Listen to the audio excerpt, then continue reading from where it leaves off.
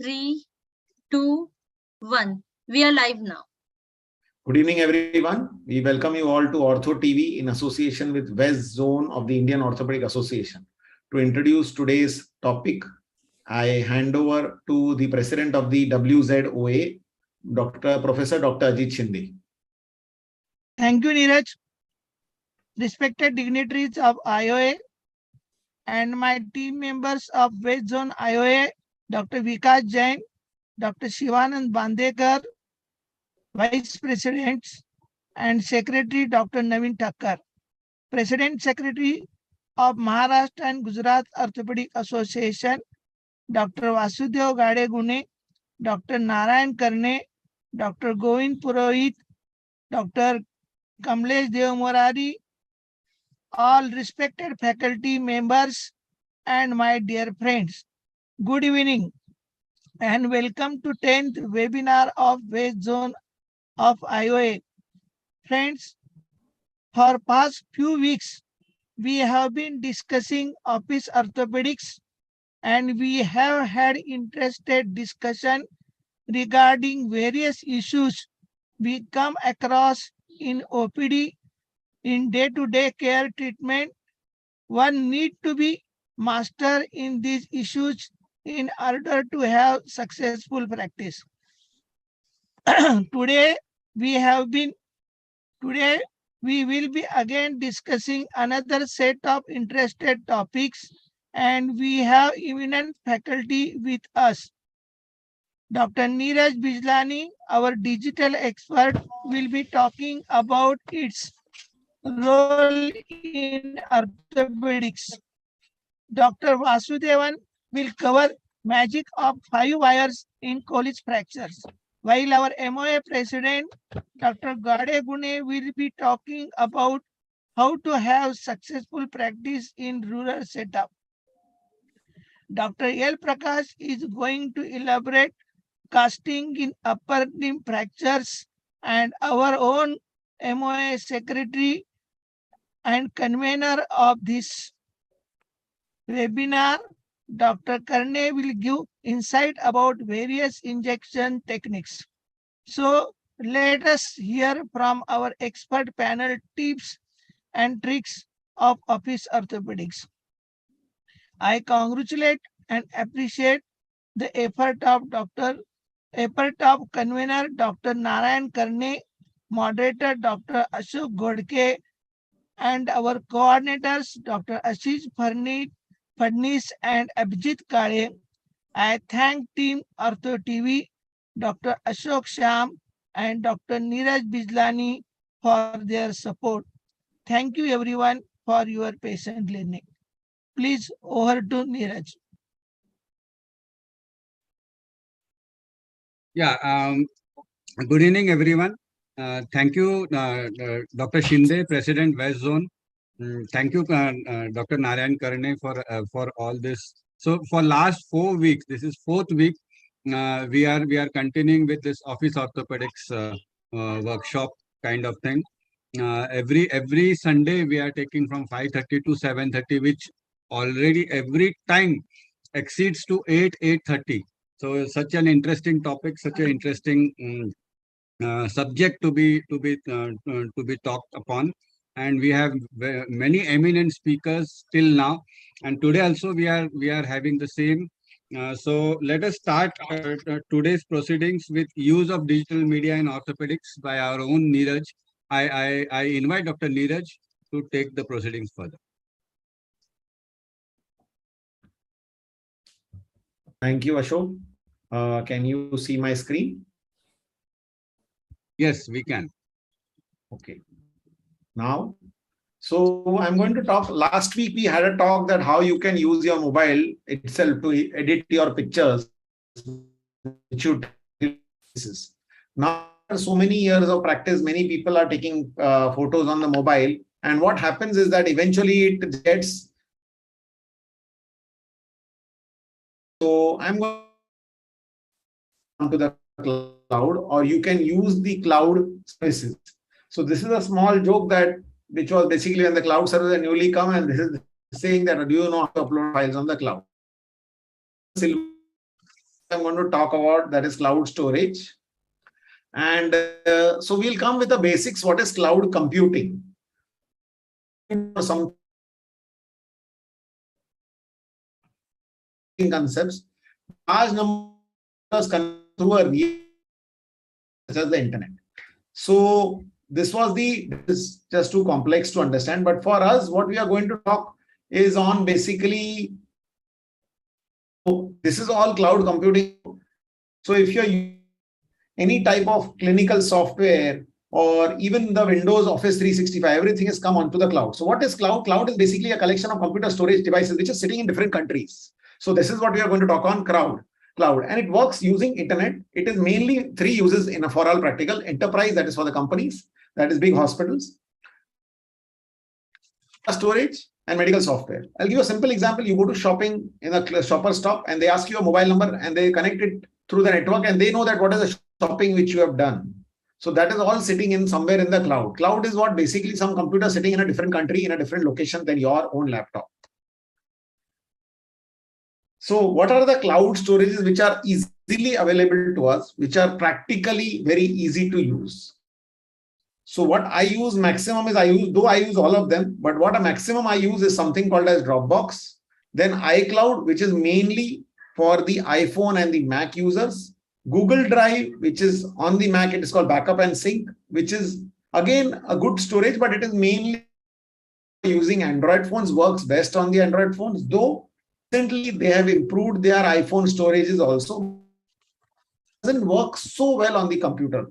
And there is OneDrive, again, which works very well on the Microsoft devices because it is a Microsoft product. Microsoft devices, what is a Microsoft device? It is, but their mobile apps like the iPhone and the Android are equally good. iPhone not so good, but really good. I'll now about the advantages of each and practice. So how we can use our orthopedic practice? People who do a lot of presentations, like Dr. Karne here, or presentation in the cloud. So if I'm traveling some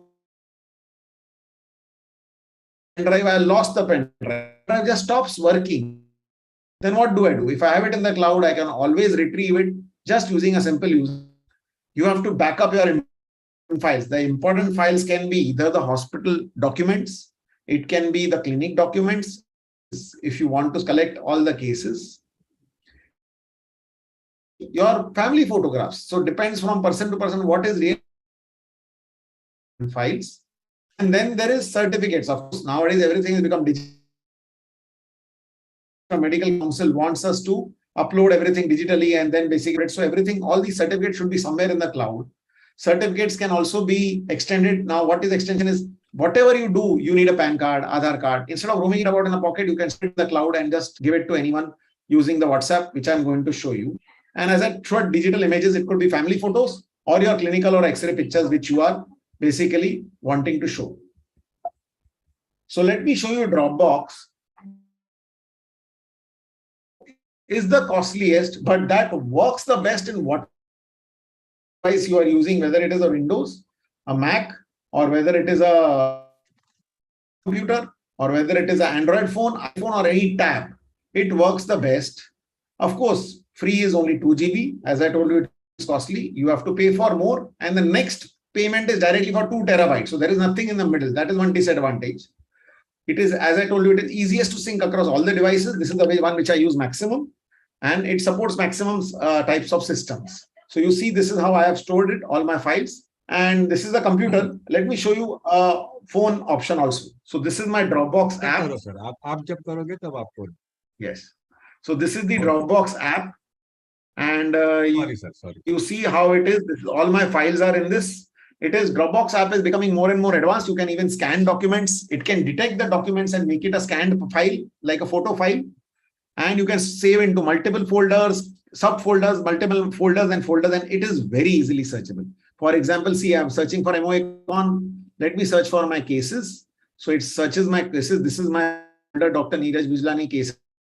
And if I want to share anything, these are all this is how I have segregated lower limb up. And there is a fixed numbering number which I have kept it. And supposing if I want to share this share, supposing one case, what will I do? It is very simple. Supposing I want to search for a specific case of a distal radius fracture. So I'll just type distal radius here. And after typing distal radius, I'll get all my distal radius fractures because this is how I named them. Then I want to share some folder. I'll just open this folder. This is what we have, two people have operated together. And if I want to share, you see this share button on the top. Just click on this and the whole folder can be shared. Or if you click on here, you can share one file. So I'll just click on share here and share the whole folder. So I'll just show you how it is shared. You just use a link to share files and folders, and it can be shared easily using on mobile and on WhatsApp as well. So as I showed you that folder, again, this folder is open here.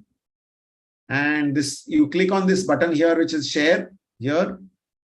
Once I click on this button, I get all these options. I can, if I click on this, I'll get an email option.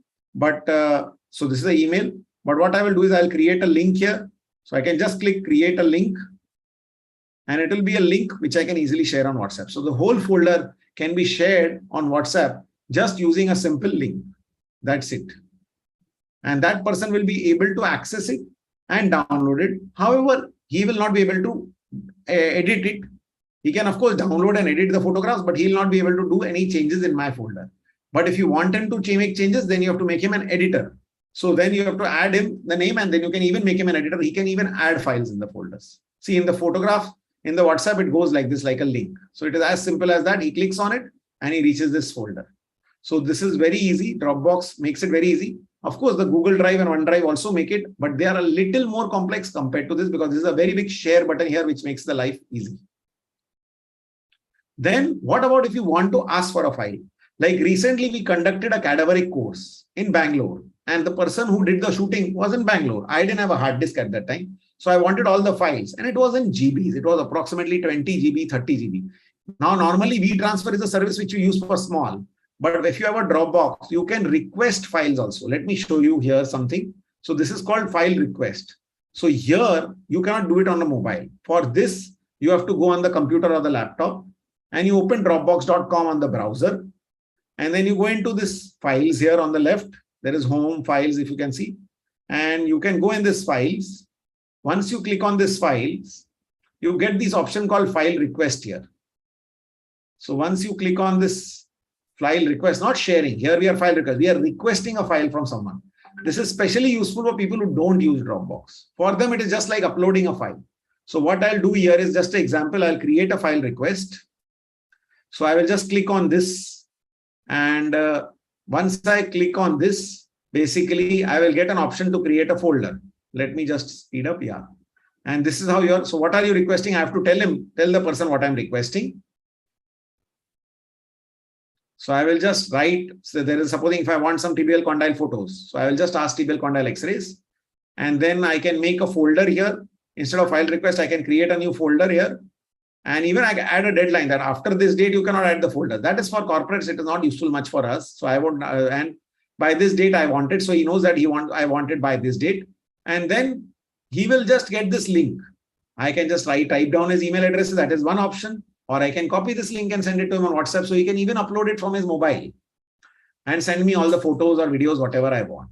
This is very useful if you're using a Dropbox. Of course, 2 GB is less, I understand, but 1 terabyte will be much better. So this is how I use a file request. This is a very unique feature which is with Dropbox only. Sorry, I think I stopped my screen share. Let me start again.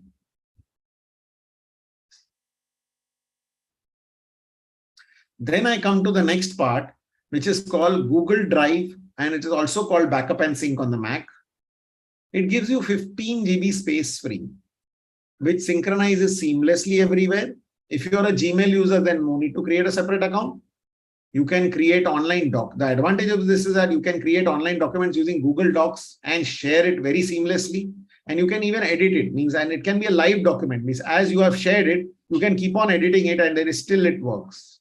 So the premium space is definitely cheaper than Dropbox. 100 GB is only 130 rupees a month. That is $2, approximately 130, 140 rupees a month. And you can start upgrading. Like till last month, I was 100 GB. Now 100 GB ran out, so I made it 200 GB. So you can keep on upgrading. In Dropbox, that advantage is not there. So if people who are not using so many advanced features of Dropbox, Google Drive also works quite well.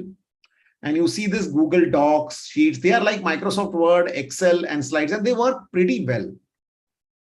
They also have options of forms, drawings, maps, and sites. Forms is something which we use on a day-to-day basis. We have used a lot of Google Forms in COVID surveys, and it works really well.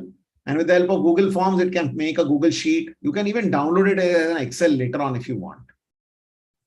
They have got a lot of mobile apps which works equally well now on the iPhone and the Android. There is a Google Drive app. There is Docs, Sheets, Slides. There is a Google Keep, which is like the note-taking app, which is also very good. It also serves as a reminder app. And of course, there is a Google Photos app, which is specially for photos. The Photos app is so good that if you have a photo of a dog, if you search for a dog, you'll get the photo of the dog. If you have identified people in it, then you will be able to search for the specific people also. So it is growing, this app. It is really very good. If somebody who wants to be in the Google Auto ecosystem and is using an Android phone or even an iPhone for that matter, the Google Drive also works quite well. So this is it from my side. But if you want to know more, you can join OrthoTV and OrthoTech. I'm sure most of you are already OrthoTV members. We have our Telegram and WhatsApp groups on OrthoTech specifically. We have regular discussions on tech relevant to doctors. You can message me on this number or email me and I will add you in the group. I thank you for your patient hearing. And if there are any questions, I'm ready to take them now.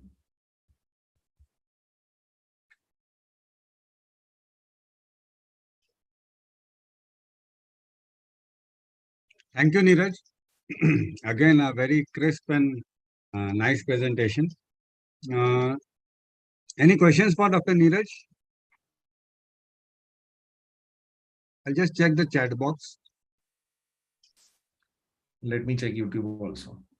Poonam, are there any questions on YouTube?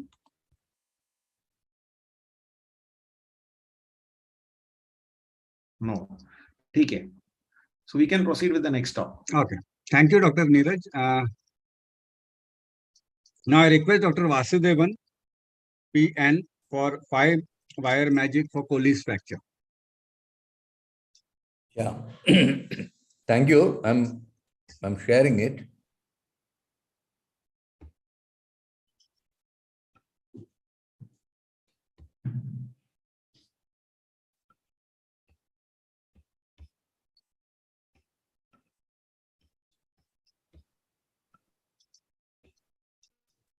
Is it clear there? Yes, sir. It's visible. Yeah. Thank you.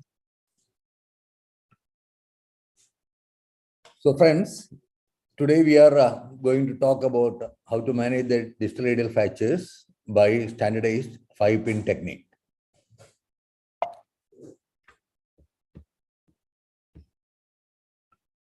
And you know, the distal radial fractures is a common fracture of both elderly as well as young.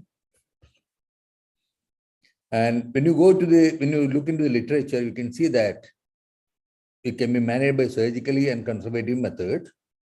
But overall, the literature is very, very confusing. You can see almost equal number of papers for and against all treatment. Let be any treatment like pinning or external fixators or plating or POP, conservative methods or whatever things. There are equal number of papers for and against it. So when you look into it, so what do I believe? The many studies which has aimed to shed light on this, but we are still in a dilemma to decide between the surgical and non-surgical modalities of treatment. Though traditionally immobilized in a POP with a POP cast, it is being revisited as patients are living longer and leading more active lives.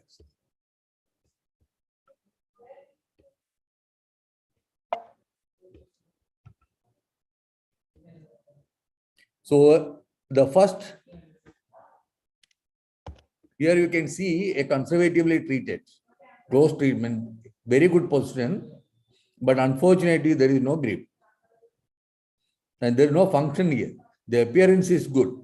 Whereas here you can see again a conservatively treated case with very bad position there and ugly shape, but there is a good grip, though it is weak. Here it's a weak grip, here it is good shape but no grip. So that is a question, that is a problem when you face with these fractures. When you can again look into the literature and see that the bridging or non-bridging external fixators, percutaneous cavea fixations, all these things are down now, despite similar functional outcomes, due to its complications like pin tract infections, and most important part is lack of commercial values.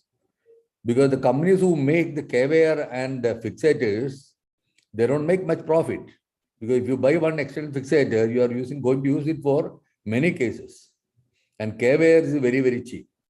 But whereas an open reduction internal fixation, volar locking compression plate, it is becoming increasingly popular with within inverted commas excellent results, because mainly the industry backup and better returns for both surgeons as well as the companies. But my only request is don't forget the basics of fracture healing in all these cases. The first point is in a cancellous area, the bone healing is by creeping substitution.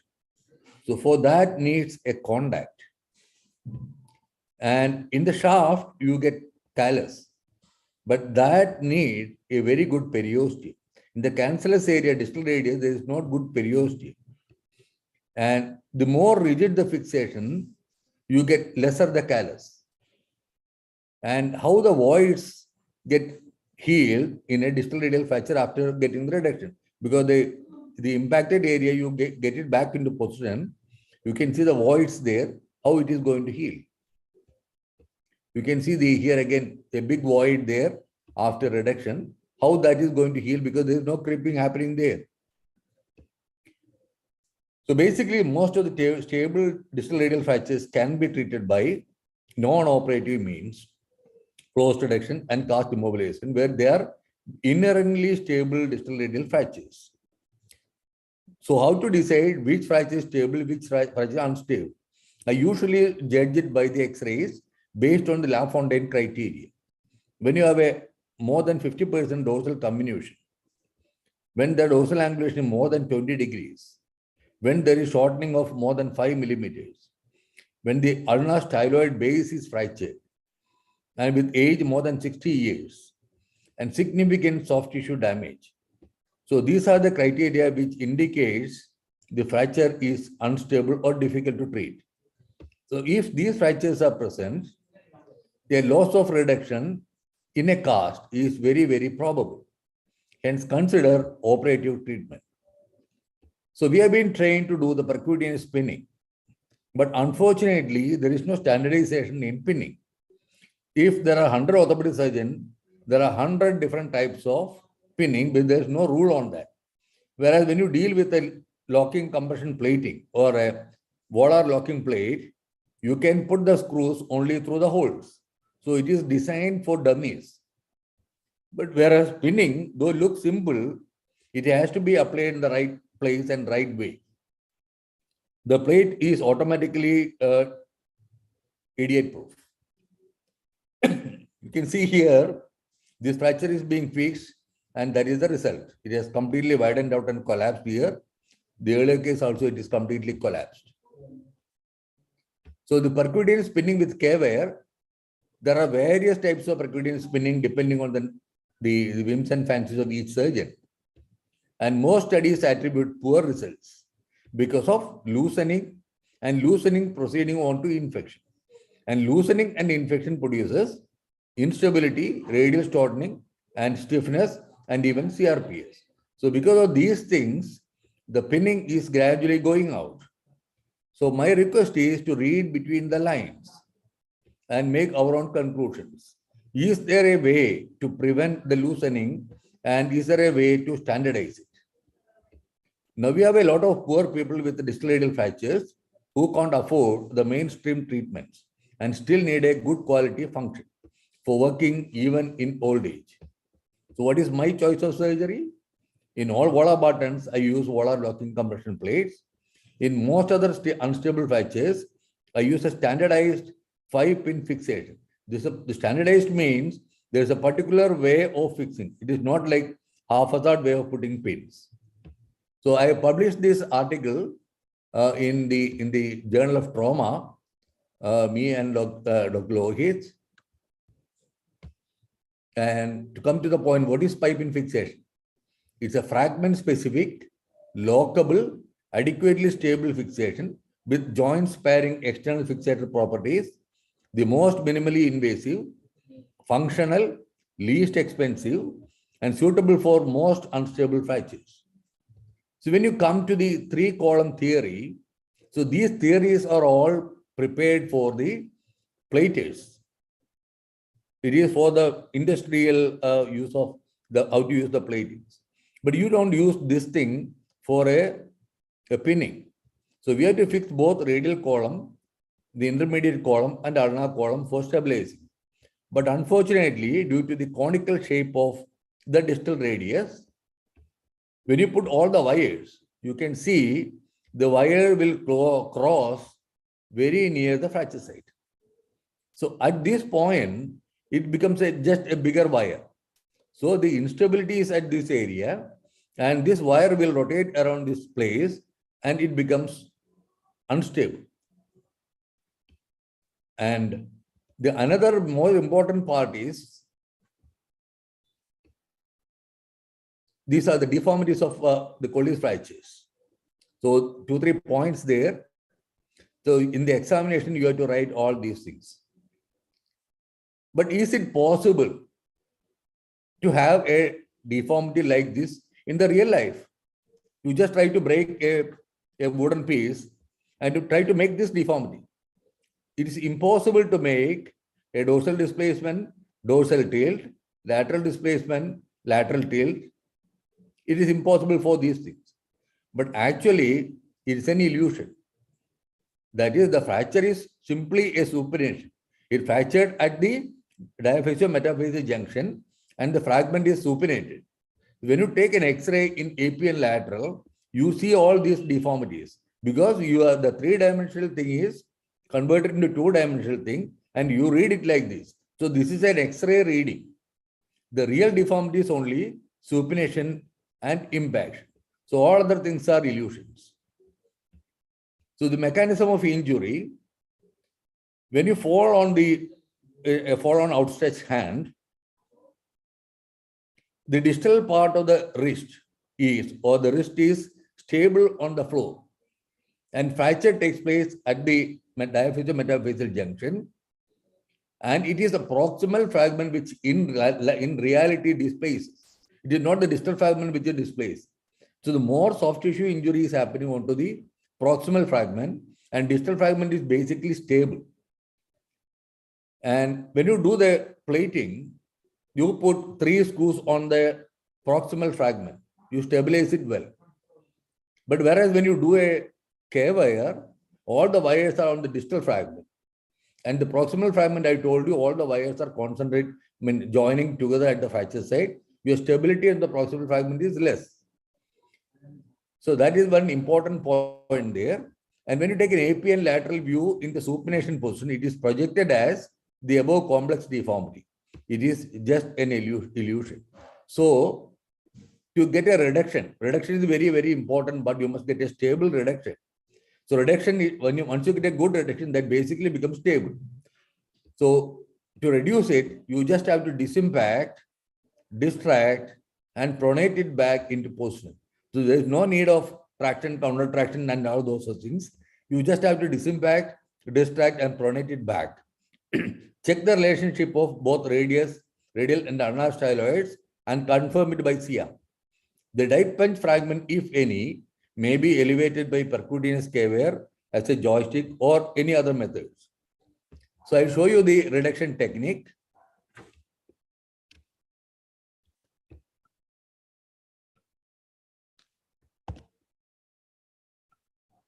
So now I am just disimpacting. The single method, disimpact and rotate. Just pronate it. So that is the reduction.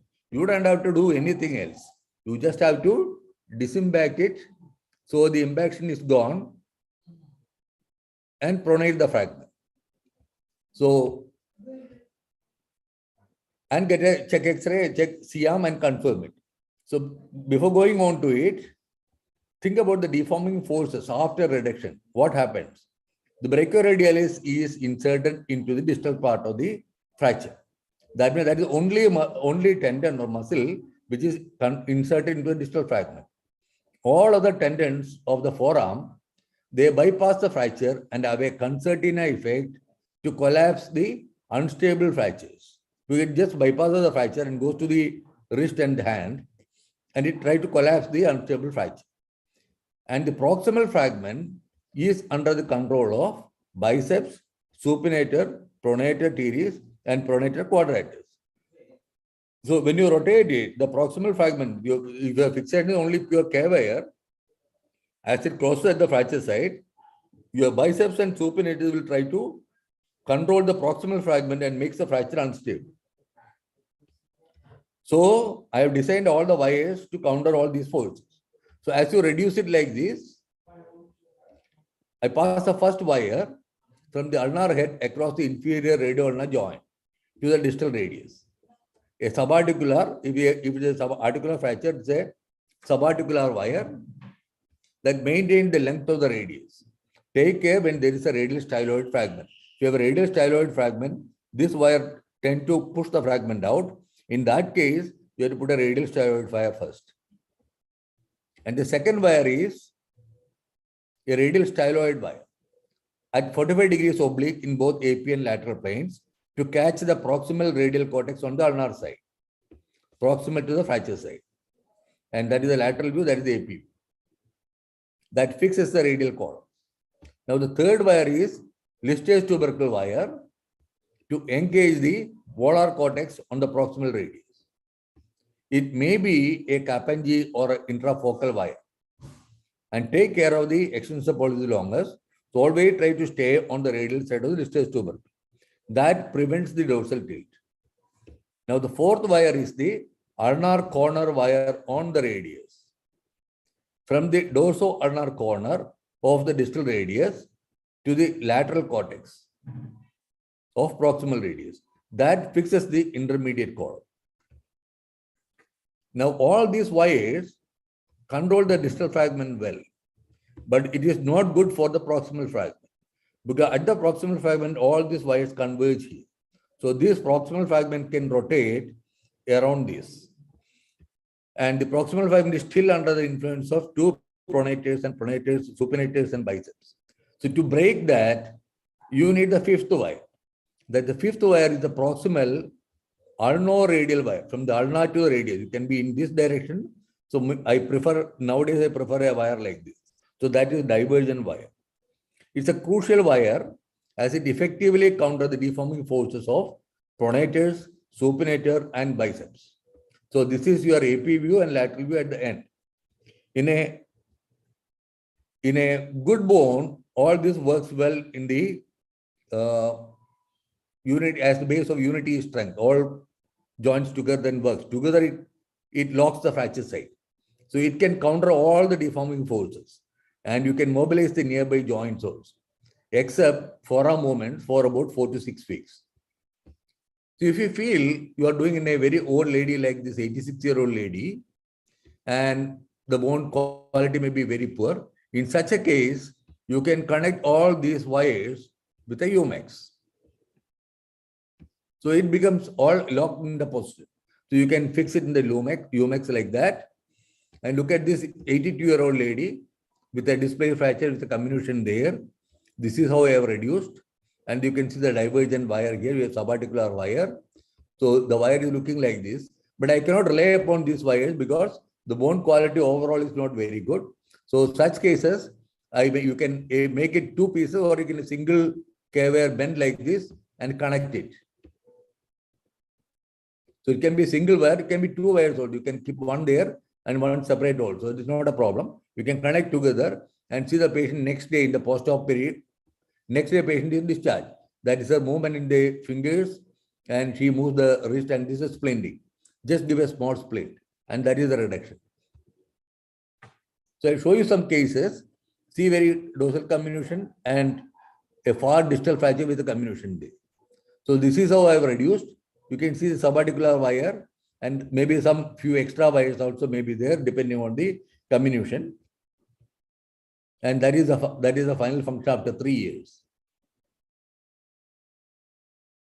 See, that is the X-ray. You can see the scar. So that is the X-ray. So this is another case. You can see the comminution again here and dorsal tilt. This is how we have picked. This is actually 2 wires fixed together like this. And at 6 weeks, I removed 2 radial ulnar wires and the radial wire alone. And that is the function. There's another case where you have the distal ulnar fracture. When you have a distal ulnar fracture, when normally in such cases, you can see the ulna is acting like an external fixator for the radius and joint sparing external fixator here for the radius. So when the ulna is fractured, so that function will not get, your wire will not work. So in such cases, you have to modify the entry. You keep 2 wires for the ulna. And you can put an external fixator also there based on the stability. So that is a healing. The old lady, you can see the function. So you can see the comminutor fractures, another case, all well reduced just by pronations, and that is the function. So here you can see the dorsal lip fracture. So this was the X-ray looking like. This is how I have reduced it, fixed, and that is the function. This is after 3 years.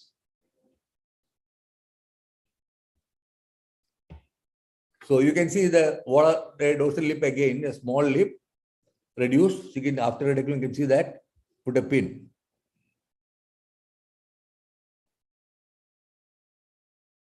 Another case, that is the function. So this case actually was posted for distal radial plating by some other institute. He came to me and I fixed it like this, 6 weeks X-ray, and removed the wire after 6 weeks, these radial ulnar wires. And that is a 7-month follow-up. That is his function.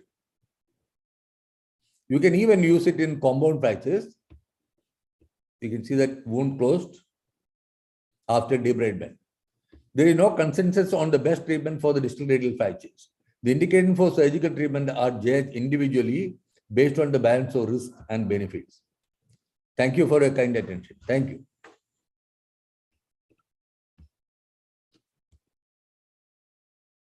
Yes, sir.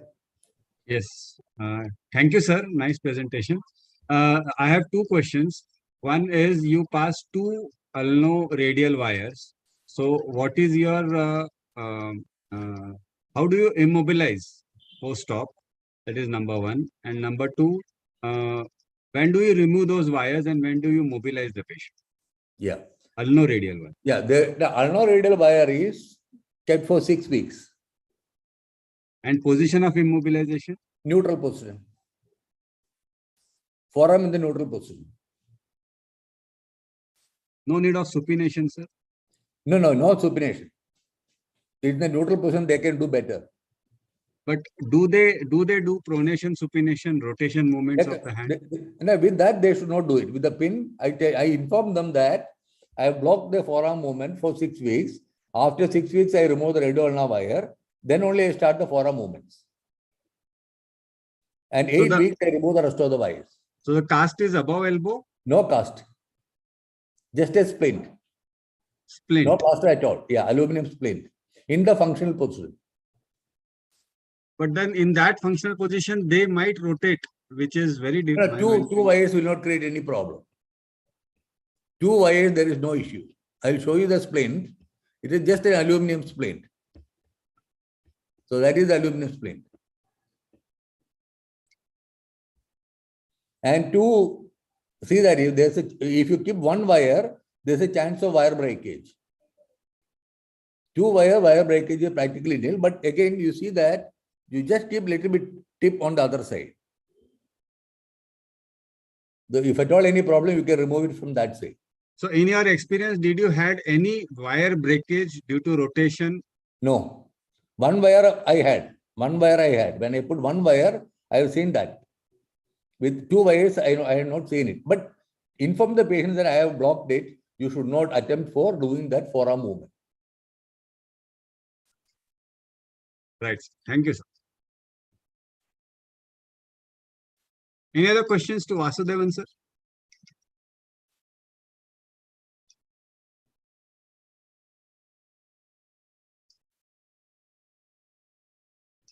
Okay. Thank you very much, sir. Right. Please stop your, yeah.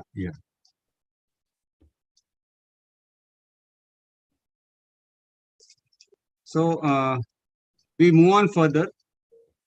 I request Dr. Gadegone, sir. So, sir will be talking on 10 commandments of successful OPD practice in rural ortho OPD. So, Gadegone, sir, please. And we are extremely sorry not to inform you in advance. कोई बात नहीं, कोई बात नहीं.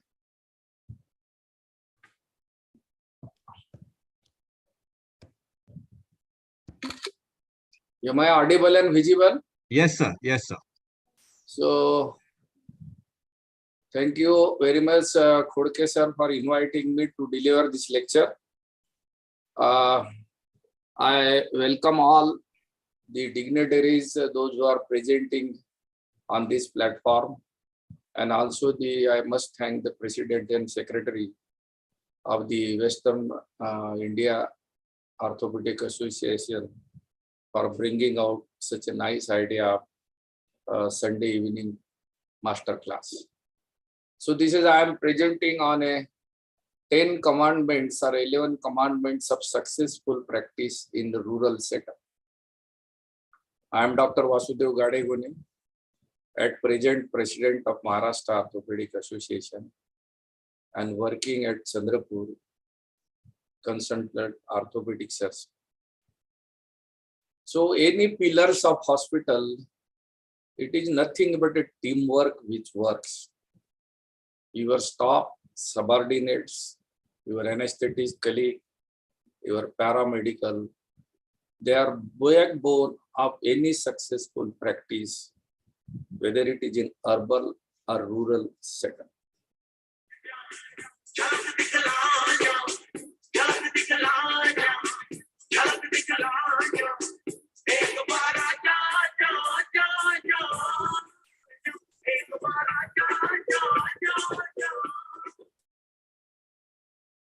So you have seen this video which depicts that it is how it is very difficult to work in the rural setup, a orthopedic practice. It's because of many factors, and then one feel that whether we are starting the prior practice in rural area, is it like a effect of "Aa bail mujhe maar"? Whether to start a practice with very meager investment, very positive of the infrastructure. So I welcome you here, willing and committed to provide a quality treatment within the ambit of socio-economic factors to make successful practice in rural area. Now we can see how we are facing with the problems. This is the problem of where the patient, how to transport. This is the problem where a crowded hospital and they don't have a proper facilities at the rural area. So गालीचे आपके देखेंगे फिर कभी, अभी तो पाव कीचड़ में सने हुए हैं. और it is this, whatever I am telling, it's a very eye-opening to the all orthopedic surgeons, those who are talking of a very highest model of treatment and corporate hospital culture. So problem is in rural setup, limited resources, limited expertise, low socio-economic condition, less facilities available. Overcoming those is a real challenge. Key to success is a mission and vision. Whether you practice in rural area or in urban area. Go step by step, never try to jump. Planning, determination, and education is the goal. And then you will get a sky is the limit to not only you are economically sound, but you are socially also, you are at the highest platform in that particular area. These are the 10 commandments of successful practice: attitude, well-equipped place to practice, service to rural people, connection with the community, focus on relief of symptoms and not physician qualification, delegate responsibilities and make sure there are processes for catching mistakes, upgrade yourself, incorporate appropriate new technology, undivided attention and invest in reputation management, relationship with the patient, and not to criticize your own colleague. Now we'll go step by step. What is attitude? Attitude is a settled way of thinking. Positive and healthy attitude matters and not the place. Things work out best for those who make the best of how things work out. So when you are ready to work in a rural setup, आपला attitude is the best that helps in practicing at the rural setup without criticizing what is available strata of the patient and the facilities. Social consideration is the most important. Studied in this environment where 5-star hospitals, and then you can see how you remain in the society, mostly the foreign fellowships and very many higher education. But what you see in the practice, facing the patient and competing with osteopath and hakim, is the reality of the rural setup. It is our attitude that will determine the ride. Our attitude and efforts should address the need of community where we practice, and that is said none other by a Padma Shri and Maharashtra Bhushan Dr. Abhay Bang, who is working in a very, very remote place of Gadchiroli in Adivasi area, and he is riding on the horse and doing a great job for the society. Practice at a smaller places. सपना एक देखोगे मुश्किल 1000 आएगी, लेकिन वो मंजर बड़ा खूबसूरत होगा जब कामयाबी शोर मचाए. Because it is a very positive attitude and small place. If you are a very good service-oriented doctor, you will become a very famous and respectable person in the society.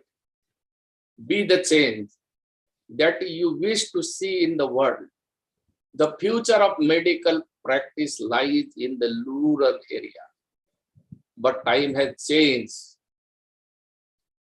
Change the attitude for achieving the final goal. A real peaceful leisure. Well-equipped place to practice even in a rural setup, it is possible. A strata of patient in rural area also changed, hence make your hospital well-equipped. Train your staff, though they are not very well educated. A spacious reception hall, and you must have an identity of a consultant who is working in hospital, and he should be available whenever it is patient's need. Consultant's chamber with attached X-ray unit and minor OT is a asset to the any general orthopedic surgeon. Computerized OPD setup with a computing device, keeping record and retrieving of the record, it is possible even in the rural setup that does not require a very high-fi sophisticated instrumentation and place. That differentiate you from your competitor and satisfying your market needs. Therefore, it is mandatory to have a X-ray unit, minor operation theater, and consultation chamber together in a rural setup. In-house technology, X-ray unit is must nowadays. Whether you work in the rural area, that does not matter very much. CT scan and MRI is not a luxury, but it is necessary and it should be available, at least not with you, but nearby places. That makes your job easy. Meeting hall with a capacity of around 20 people. If you are in a district place, at least where 25 doctors are working together, you can have a small meeting hall, and that will also give exchange of knowledge opportunity amongst the rural doctors, and it will also help in solving the day-to-day problem of difficult cases. Entry-level NABH accreditation organizes everybody as a team, and nowadays it has become a mandatory thing in a rural setup also. Service to the rural people, patient intimately understand how they were treated and will rate their overall service experience and shall share with friends.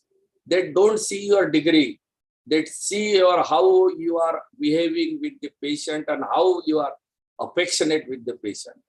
Conversation should be in the patient language and mix up with the culture. That is the most important thing. Suppose you are a highly placed doctor, you are only of knowledge of a very elegant English version, but if you are working in a rural setup where people only understand a Marathi or a Telugu or a Tamil in that particular, how you are going to convert with them, and then they will feel that the doctor is not of ours. Therefore, wherever you practice, you must adopt the language of that particular area. Mission to serve the masses. Mission is to serve the masses, and that should be your goal, and this is how it should be done. Connect with the community, formation of various clubs, do charity also, affiliate to charitable trust your hospital, health awareness camps, engaging people in a health related seminar in a local language, that also helps you to increase your patient strata and also the practice. Be loyal, hardworking, passionate and sincere to your patient. It pays you surely. That can produce new patient volume and a better mix-up. Satisfied patient work as an advertising agent. That is the most important thing in rural practice. Patient focus on a relief of symptom, not a physician's qualification. When they come to your chamber in a rural setup, they are not bothered whether you are a MS, MCS or highly placed doctor from America or England, and you know all gadgets of highest of quality. What they know, what is the approach to the patient. Bada hua to kya hua, jaise ped khajur, panthi ko chhaya nahi, phal lag gaya. If you are not very approachable to the patient, then what is the use? A doctor in need is a doctor indeed. Highly qualified doctor, not accessible to the patient. They do not like it. This is the most important thing we have to consider. Patient focus on a relief of symptoms and not on a physician qualification. As I said, human wants to know what is in it for us. Patient want to feel better and cure. Modification in treatment plan which suits to budget of the patient is very, very important. Adopt the technique which are economical, but giving the comparable result. As now, Vasudevan sir has given a very percutaneous osteosynthesis of a lower end radius fracture, a cost-effective treatment, giving a similar result of a very highly specified multi-locking plate system. Results are ultimately same, but one surgery cost near about 15 to 20,000 rupees, and other cost near about 60 to 70 rupees, where from a rural guy will bring those money. Do not be after money. Money is a byproduct of successful practice. If your goal is just to make a money, you won't succeed. If you are a successful, money will follow you. Money is a commodity to use, not to be dictated by. If you are a successful, there is an accompaniment. Frank Lowe work in such a way that money will follow you. Undivided attention and invest in reputation. Be always kind to the patient, never harm them. Respect your colleagues. Invest in a reputation management. Correct mistakes and false information. Create your own content. Embrace constructive criticism. Address actionable items. Learn to listen to set a good standard practice. Learn to listen to patient relatives and your well-wishers in language they understand. Listen to your own self. Learn to listen unhappy patient. Reassure them and you know your limits. Do not accept the case you cannot deal. Take opinion about the difficult case. Refer the case to the higher center in difficulties. And don't say that I know everything, because that is where you are mistaken for the first time. Come bull, do hit me, no heroics thing. Accepting the patient with very LL beams, Lutsa, Lapangan, Badmas patient, you know, there is a category where the patient, they behave in an erratic way. Himself invited a trouble by accepting such a patient, and then why he has treated this patient. When the patient's failure, or he does not give you money, or he tries to create a nuisance in a hospital. So we have to learn the technique of which patient is devoted to you, which patient you should take, where to refer, and gracefully retract yourself if you are not able to do a surgery in that particular patient. Delegate responsibilities and make sure the processes for catching mistakes. In rural area, difficult to get trained staff. Train them. Teamwork is the real key to the success, as I said in the first slide. Upgrade yourself and incorporate new technology. Attending workshops and conferences, try to learn and master new technique. At least you may not practice it, but when the patient comes with the bundle of the MRI and reports, you must try to understand that the patient needs your help and your advice. You must know what is inside that, that bundle.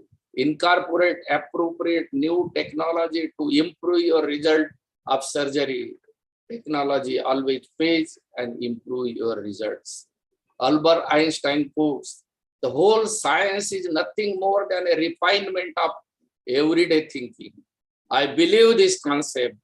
Technology is a tool to progress, but cannot be an ultimate success. And don't be like Abhimanyu, where you cannot surpass that chakra view of a newer technology. Know your limits. Pre-conference workshops, hands-on training. However, anything new may not be necessarily good. The patient will never care how much you know until they know how much you care for them and what is the result orientation at surgery from you. Relationship with the patient, embrace an enjoyable working relationship with the patient. Be kind and social, shall reduce the need for additional promotional resources of practice. Baba Amte says, I sought my soul, but my soul I could not see.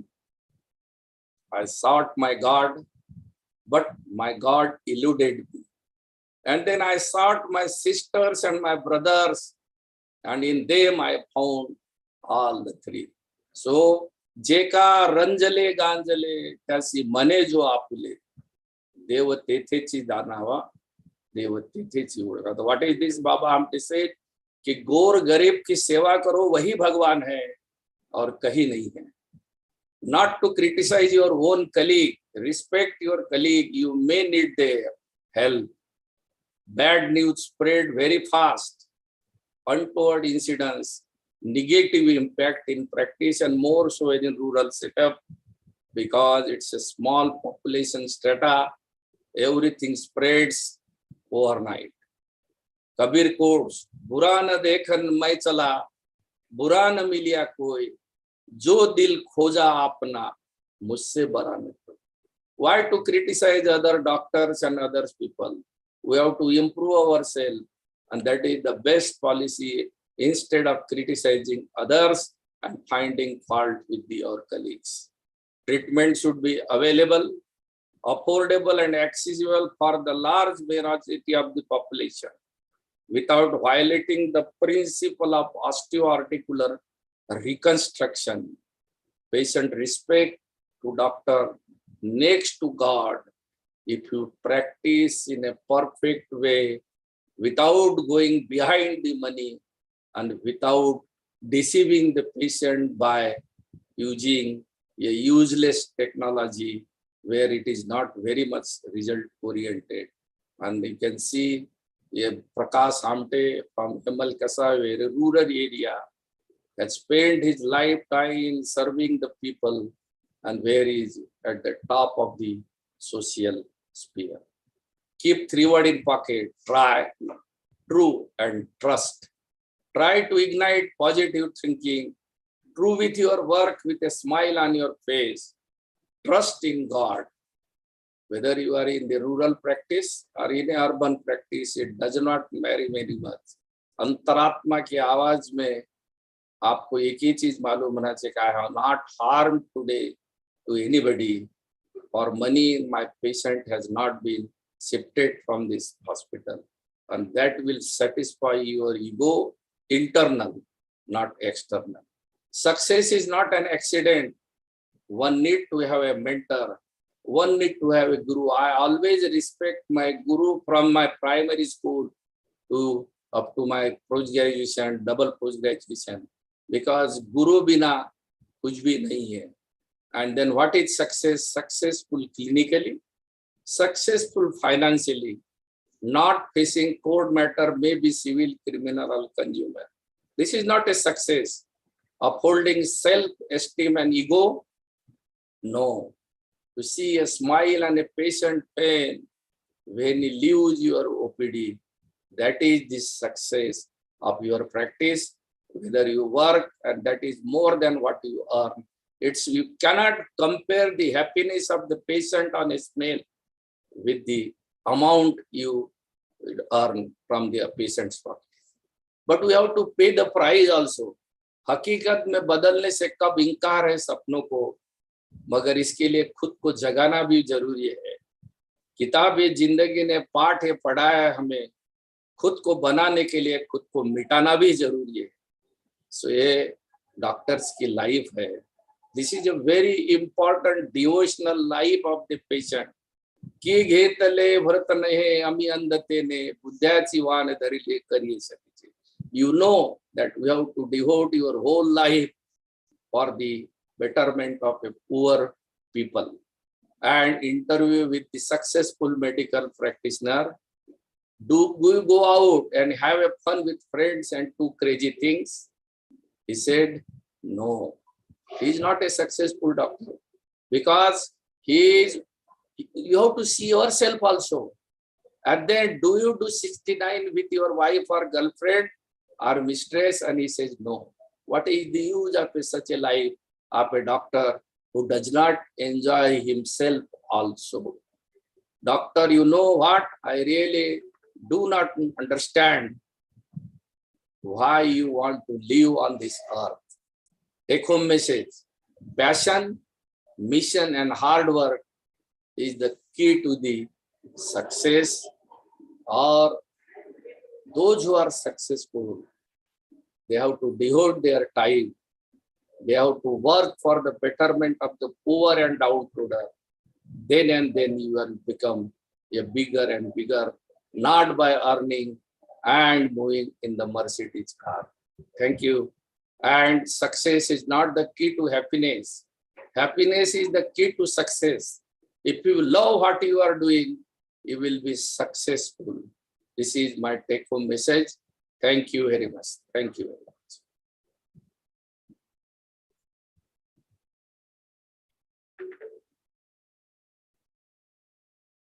Thank you, Gadegone sir.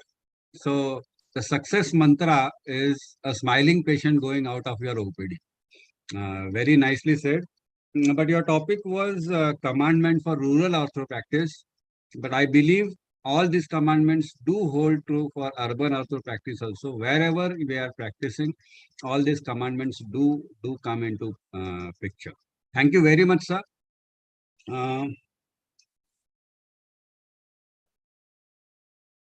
So any comments or any questions to Gadegone sir?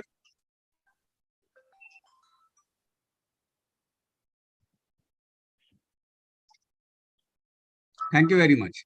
It was an excellent talk. Yes, sir.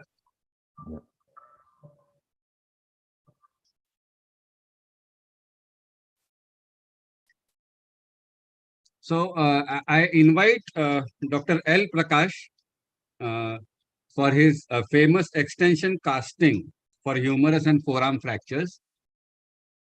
L Prakash sir, please share your screen. Yeah. 1 minute, yes. Good afternoon, friends. I had a very late notice, so I'm using my ready-made slides. Anyway, I've given this talk a few times. Extension casting of humerus, a new non-operative method of managing fractures of humerus. Now, Epictetus said that it is impossible for a man to learn what he thinks he already knows. Most of us doctors have learned so much that our cerebral hard drive is full. And when anything revolutionary or out of the way comes in, we refuse to accept it. It is a well-known fact that keep two ends of humerus in the same room and they will unite unless an orthopedic surgeon enters that room. There are two types of surgeons. One who conserve the humerus fractures and those who operate the humerus fractures. Those who operate the humerus fractures far outnumber those who conserve the humerus fractures. And we all see not one, but numerous results of operated humerus fractures with broken plates, floating screws, infection, pouring pus, multiple surgeries. The last patient I did Elizra on for humerus had 15 failed procedures, 15. And you can see the extent of disasters that most people are left with. The one on the right was a child of 12 when he presented to me. He had a fracture of humerus when he was 5 years old and was treated with an adult plate. Even if nothing was done, the child would have united. And by the time of 12, he had had 6 surgeries. And this was a situation when he came in, you can still see that the epiphysis is not united.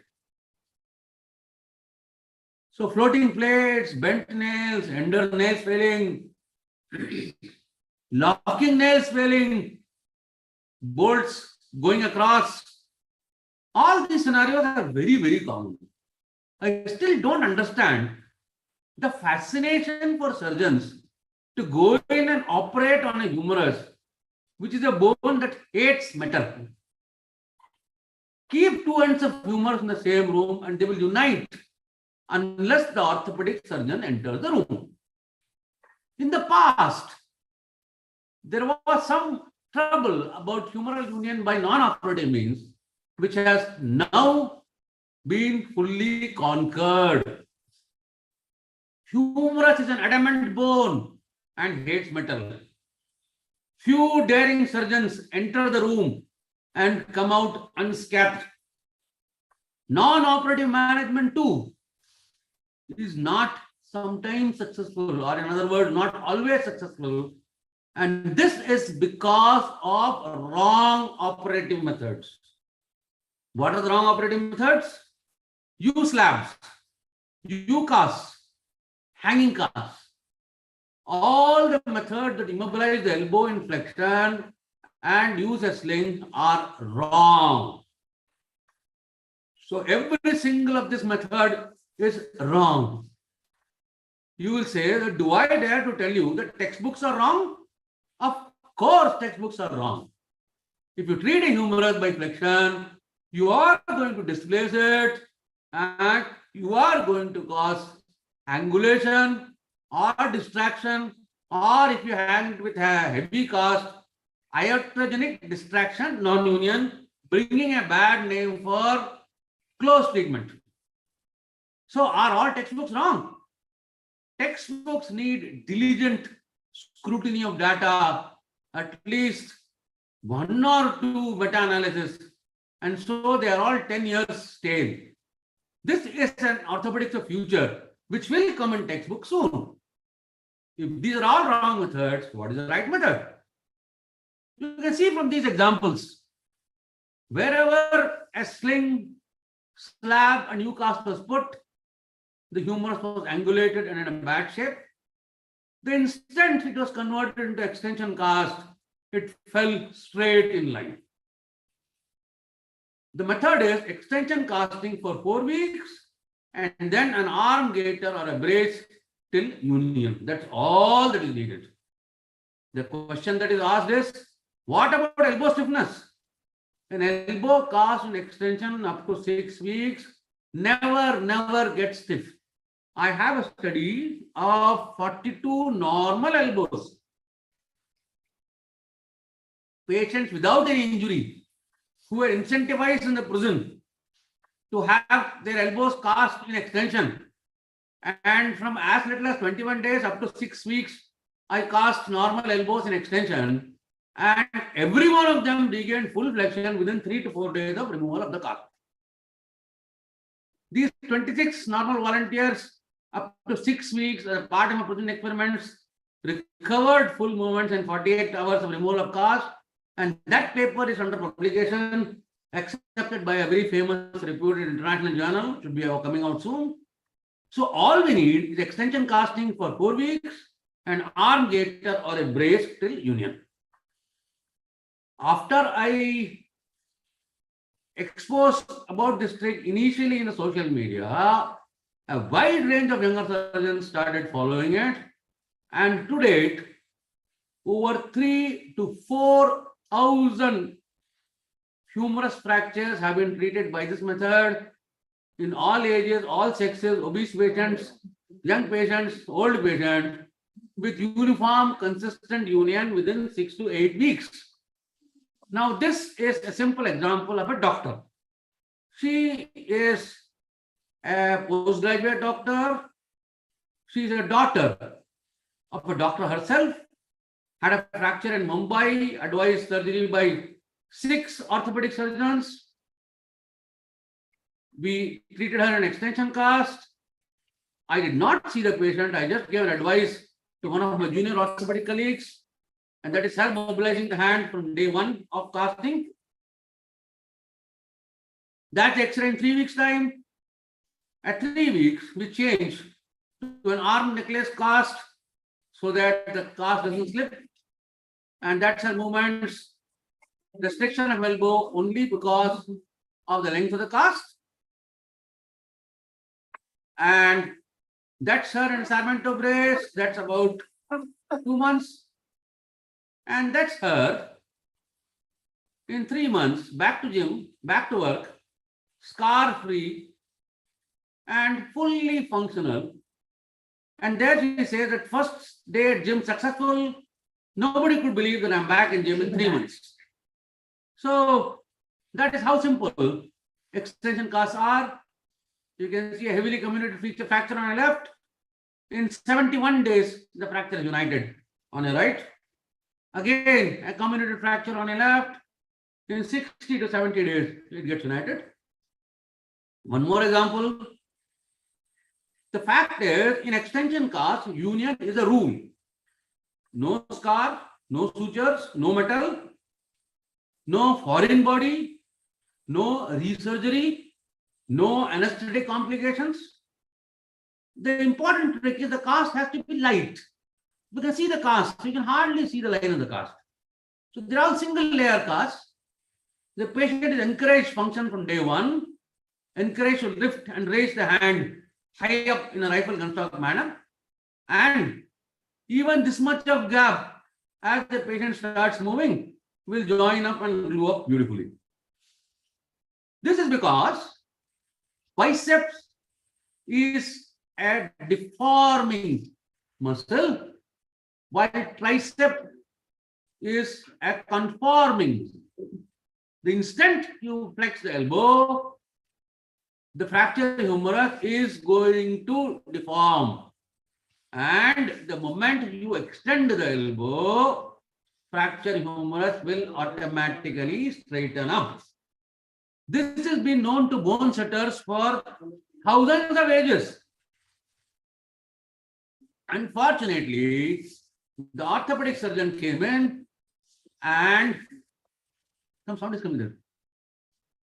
Unfortunately, the orthopedic surgeon came in and he messed up the situation. Next time, try extension casting for 4 weeks and then put an arm gaiter brace till union.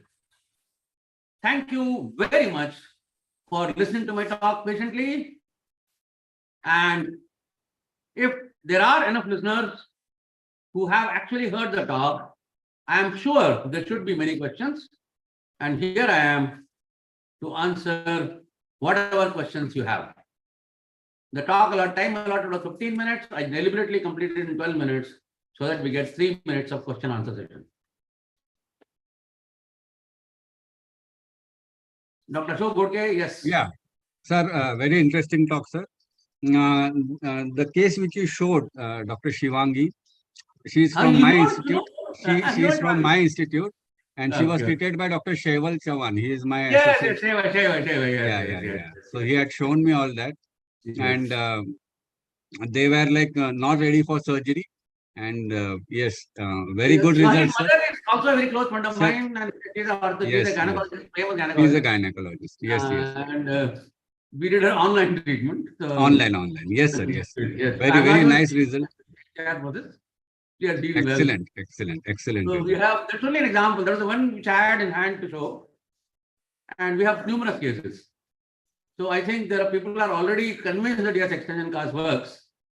We have to just get away from the ego mentality of putting a blade for every humerus.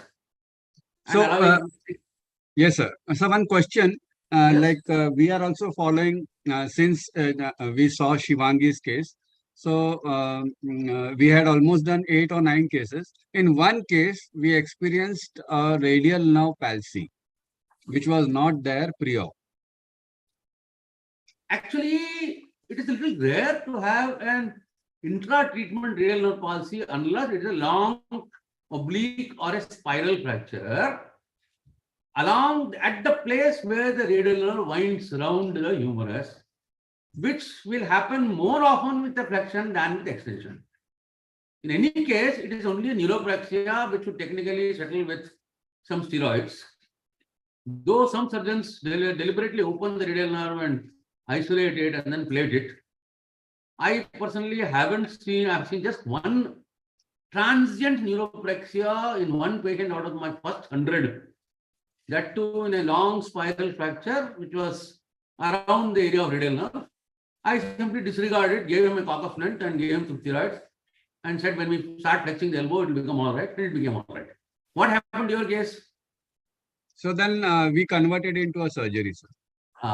Because surgeons are a little worried that we can't be responsible for a wrist block. So there obviously would have found that the fracture fragments and the nerve would have been closely in association. And you would have to isolate the nerve and then plate it and then keep the nerve safe to avoid the wrist block, just what the textbook protocol. But even if you had not done anything, it is unlikely that the callus would have incorporated over the radial nerve or caused any permanent injury. Right. And one more question, sir. How do you manage for the edema part, which comes in the For that, hand? actually, I didn't put the photograph here. We have to tell the patient to raise the hand above the head 10 times a day from day 1. So they start pendulum movements and then 10 times you have to raise the hand above the head. While sleeping, they have to keep it either on pillow on above the stomach, like this, that is the pillow has to be higher on the heart, or they keep the hand like that when they are sleeping. So edema doesn't come. For somebody who is always used to flexion cast, these are the questions that will come to their mind. That the hand will be swollen like a pumpkin, and people might get wrist drop.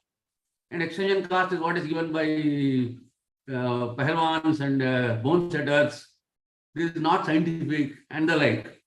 But I think if you master the methods, this is more scientific than any operating method for humerus.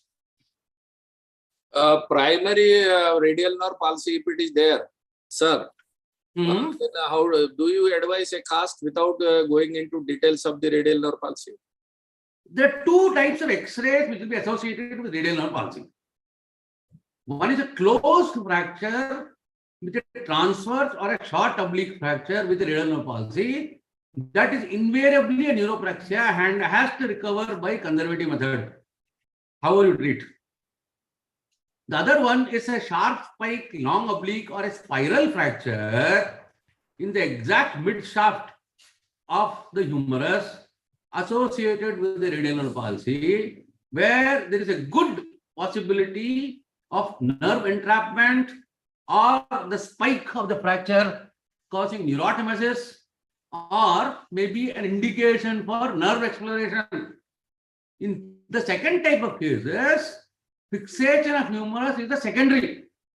Primarily, our job is look for the nerve, isolate it, safeguard it, and then do the, having opened it, you might as well plate the humerus. But if I get a wrist drop with a transverse fracture or a short oblique fracture, I'm not going to bother about the wrist drop. I know there's neuropraxia. I'm going to treat him by extension cast and put a cock splint, and I assure the patient that it will recover.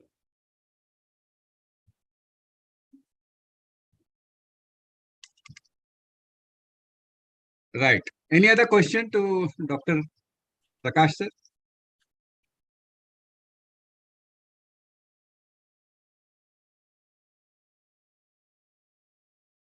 Thank you very much. Thank you. And I think you're Yeah, curious yeah. and eager to learn here from Dr. Karne. So I'll switch off my mic. Thank you so much, Dr. L Prakash. So we move further. So this is our last talk for today. I invite Dr. Karne, sir, for his talk on injection in OPD orthopedics. Karne, sir, please.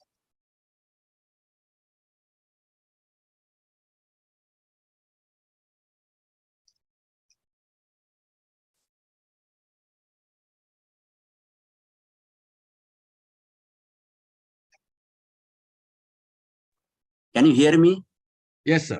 Well, thank you very much for giving me the opportunity to have an interaction with this august audience and giving the new concept of the office orthopedics. Now, we are going to talk on this injection techniques in the orthopedic OPD, what we can do for that. What is the Indian scenario? A few decades ago, most of all of us were almost trauma surgeons. But now, as a number of trauma surgeons is increasing and people are also becoming more much aware, the non-traumatic and the degenerative orthopedic conditions have increased multifold in our OPD. Because most of the OPD patients are of this type, it is almost 80 to 90% patients in the OPD are of this kind. And what a common Indian patient want, these are the common Indian patients, and most of us from either the periphery or in the suburbs, we get a rural population, as well in the city also we get a middle and the lower socioeconomic people. They want sustained long-term pain relief, but that also without surgery. And what happens when he goes to all the doctors, he's given conservative management, which is generally in the form of either the medicines or the maximum is a physiotherapy. But when he doesn't get relief with all this conservative management, then he's naturally advised surgery. But this patient is scared of the surgery. What he thinks is surgery as a last resort. At the same time, he goes to the other pathies, and the other pathies, they lure him by having the tall claims that we can cure everything.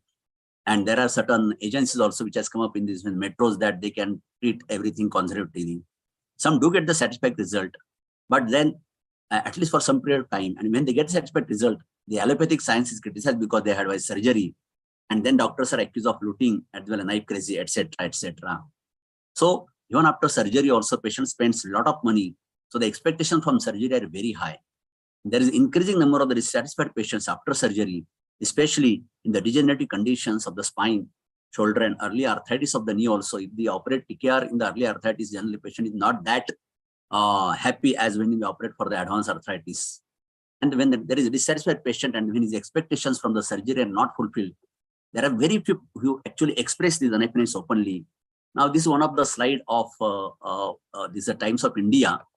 He's a column writer there, and what he is written that about the surgical strikes better for surgeon than the patient. What I want to is this very important because it is one represents the actually psychology of a common patient. That to combat my severe spinal arthritis, I underwent a major surgery on my back last year.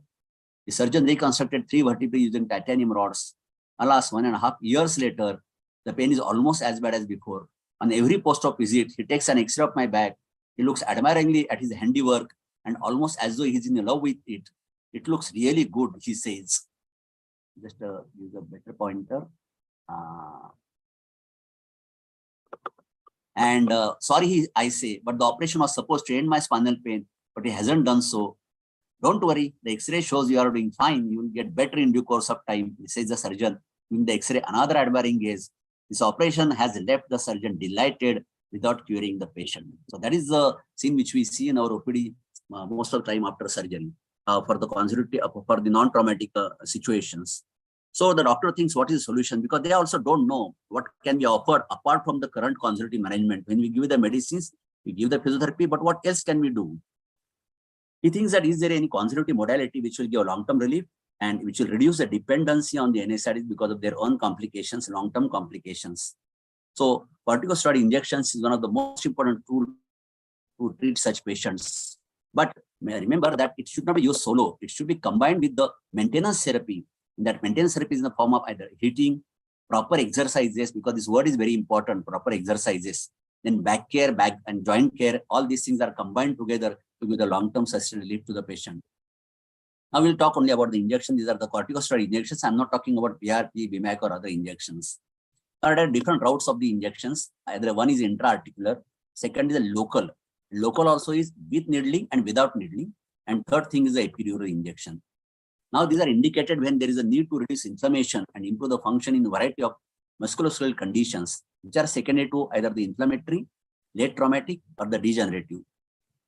As I told, when combined with appropriate multimodal therapy, they can reduce the dose of the systemic drugs or the dependency on them, reduce the dose of the even DMRDs, and improve the quality of the life with pain reduction and better function. And we can postpone the surgery for a long time, especially the knee replacement, the spine surgery, especially in the stenosis, which are the gradually increasing conditions. Of course, it doesn't have the much systemic effect as an addiction like the oral steroids. So I discourage patients for taking the oral steroid, but I encourage them to go for the local injections. Now there are different injections we'll see one by one. What are the intra-articular indications? These are in the degenerative arthritis, which you find in the knees, ankle, hip, the first carpometacarpal joint in the tarsometatarsal joints also. Then the non-infective inflammatory synovitis arthritis like rheumatoid arthritis, but not rheumatoid arthritis, but they are having the synovitis. And then here we have given right from the hip joint to all the joints, shoulder, and to the interphalangeal joints also in the rheumatoid arthritis. The shoulder, elbow, wrist, and IP joints. Then there are certain chronic pains in the shoulder joint, which we find on MRI. There are small tears and tendinosis and impingement. There also they are extremely useful. Rather, my surgical incidence for such chronic pains is hardly 1%. Then I have given the temporomandibular joint also when there is a fibrous ankylosis or even the synovitis or the pain at that site. The another indication for the local without needling, where the needling not required, there are the tenosynovitis, either the decurvans, peroneal tenosynovitis, tibialis posterior tenosynovitis. These are all the sometimes MRI findings when you take a MRI ankle. Then we have to give this injection that only in the tendon sheath and never give in the tendons. Now you will find it because there is no way to find out except the feel of giving way while giving the injection, and that you have to develop over a period of time. Then there are different bursitis, right? Retroaceous bursitis, where we have to be very careful because you should remain in the subcutaneous space because tendon chances of the TATR are very high. Then there are certain bursa like trochanteric bursa of the subacromial bursa, which is above the supraspinatus and below the acromion. Then ganglion, it is really very rewarding ganglion. Most of the ganglions are at the wrist. So another indication is local with needling, where needling is done. This is generally at the insertion of the tendon or insertion of fascia like the IT band. Then these are the encisopathies like tennis or the golfer elbow, where there is an insertion of the flexor extensor tendons. Then plantar fascia is the commonest. It is one of the most painful injection. Generally, I go from the medial approach and not from the inferior approach, because patient can have a problem with the very bearing. But one can go from the medial approach, and generally it is one of the most painful injections. So I give the block, ankle block, that also only on the medial side. Not to give, no need to give the sural nerve or the dorsal cutaneous nerve block. Only the medial saphenous as well as the medial plantar, the posterior tibial nerve is sufficient. Then for the costochondritis of the second and third ribs, called that Tietz disease. Then other osteochondritis like Osgood-Schlatter's at the knee or the navicular tuberosity. Then local on the painful osteophyte. Sometimes patient doesn't have that much arthritis, and it is there is a classical tenderness at the medial osteophyte. So one can give the injections in the chondral portion of the osteophyte.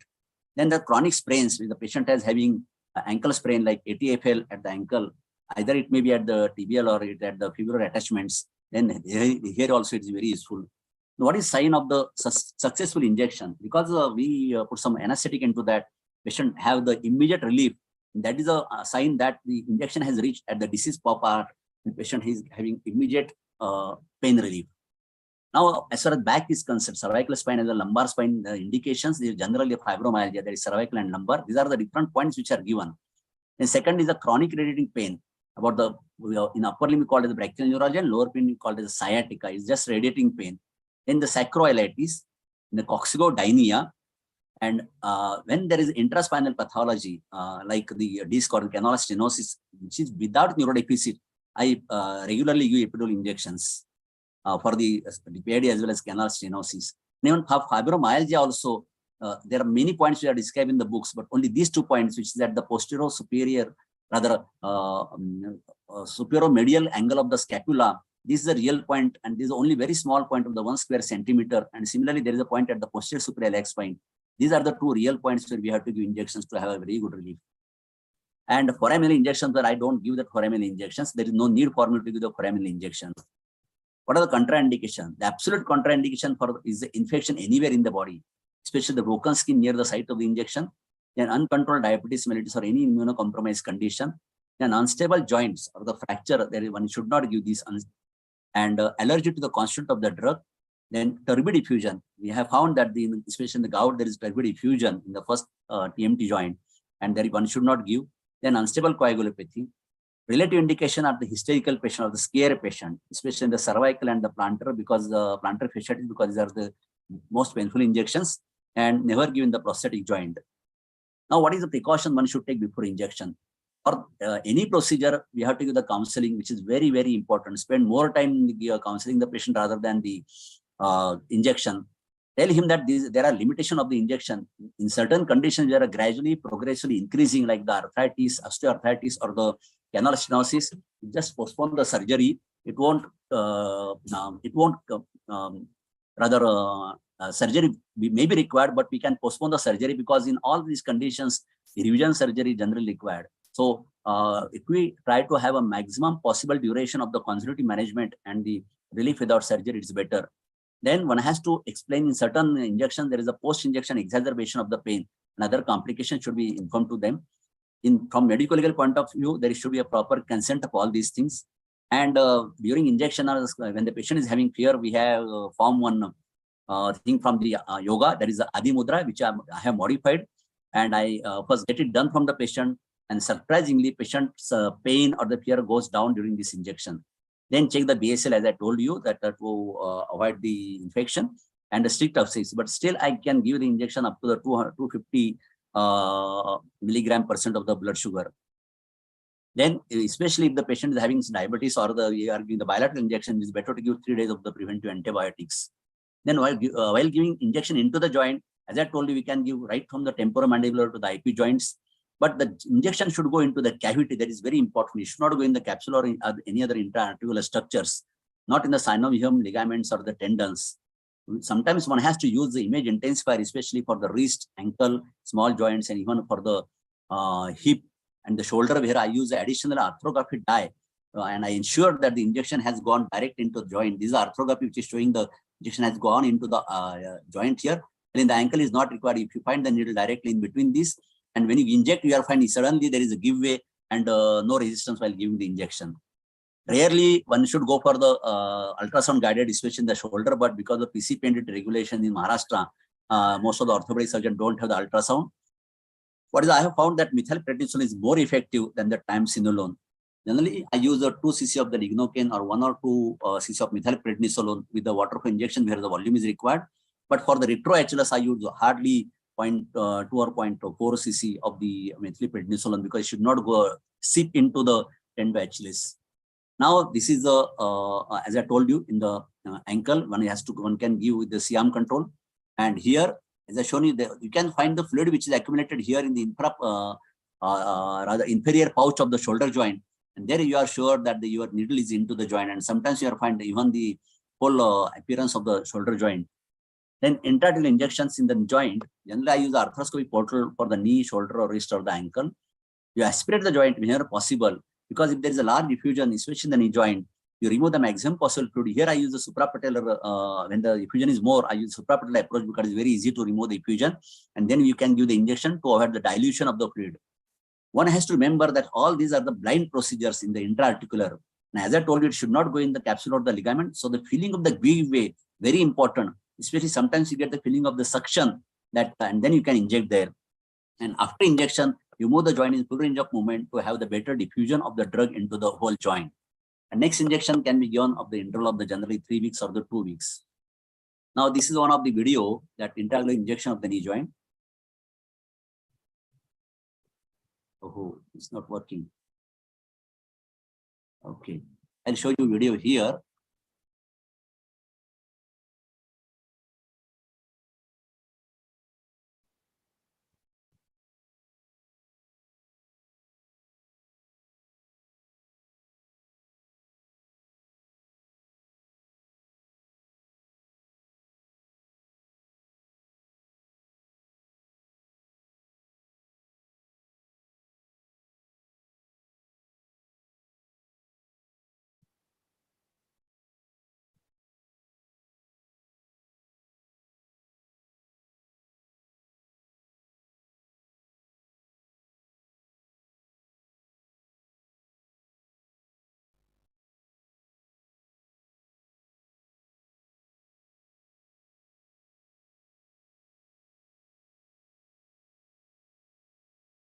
Most of the joints are the dry joints.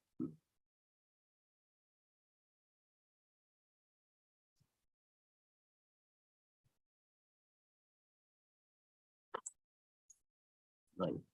Now the next injection in the wrist joint. This is a rheumatic wrist.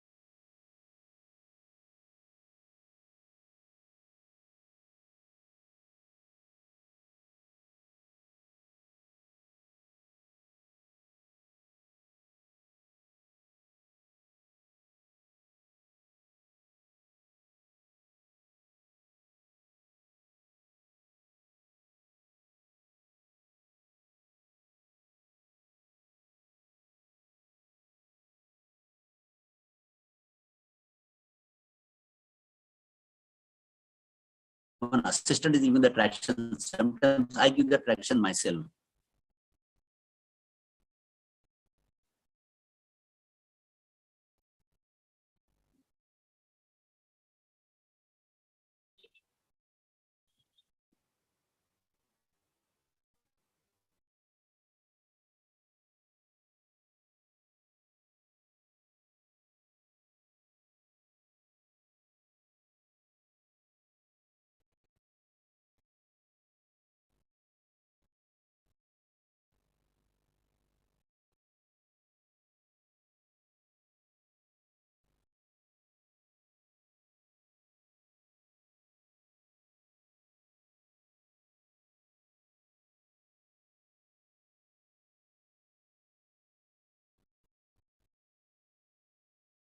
After injection, you can move in the full range. You can do even the sort of manipulation of the joint in this.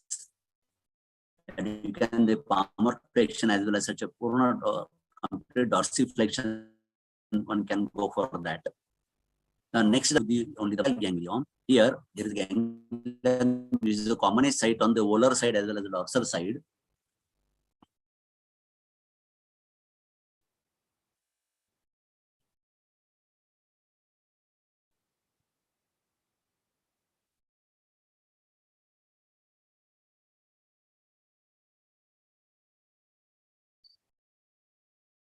So that it will not enter into the radial artery.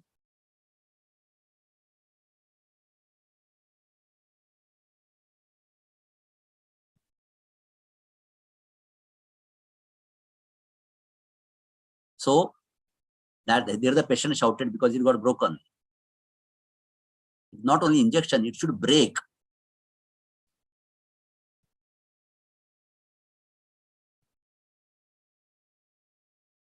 Generally, patient doesn't shout like this.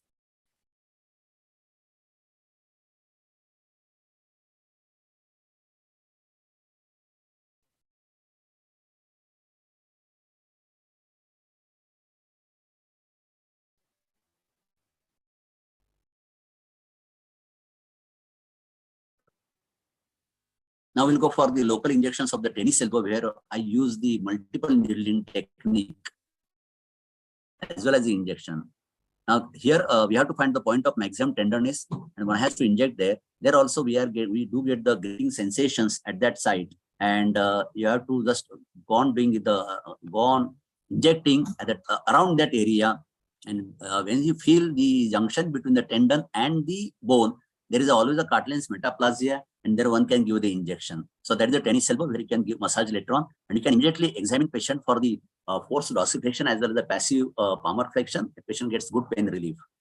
The next is here is about the local Gerdis tubercle. Now this patient has a typical tendo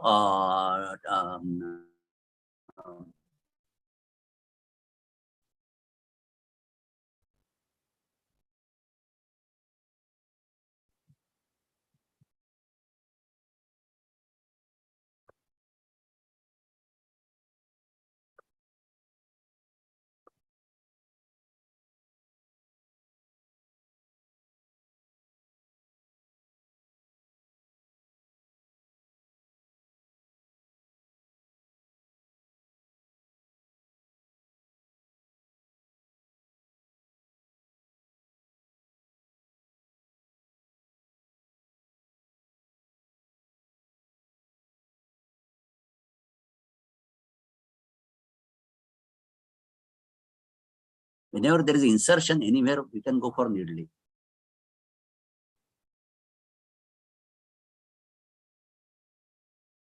And then one can have a slight massage.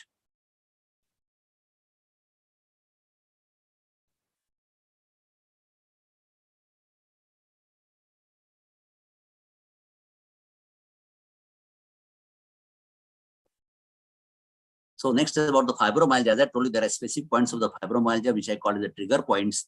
They may not be the site of actual pathology when the patient is having radiculopathy. As I told you, it is in lumbar, it is the PSIS, and it is in cervical, it is the supramodular angle of the scapula. And this particular PSIS nodule, fibrostatic nodule, is a typical, and there are multiple nodules around this, but there is only one nodule which is the most tender nodule. And sometimes in the fatty patient is very deep. It requires only experience where you can find out that particular nodule. But the injection has to go in that nodule. Sometimes I have to use the epidural needle at that site, in the lumbar area in the fatty patient to reach that particular point. And especially, I have found that in the cervical fibromyalgia, it's a more of a psychosomatic stress rather than the lumbar myalgia. So one has to treat that part also. So as I told you, fibromyalgia injection, these are also, you have to find out the point of maximum tenderness and you have to give it there. It's a really very painful nodule and which slips under the finger.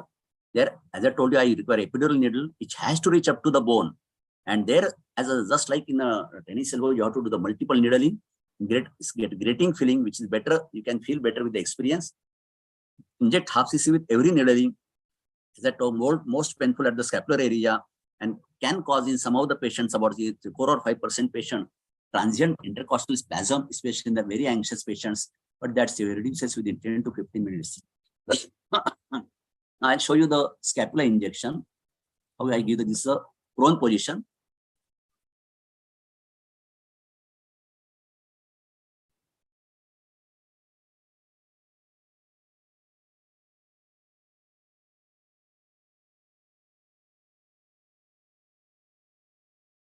This is the head end. This is the foot end.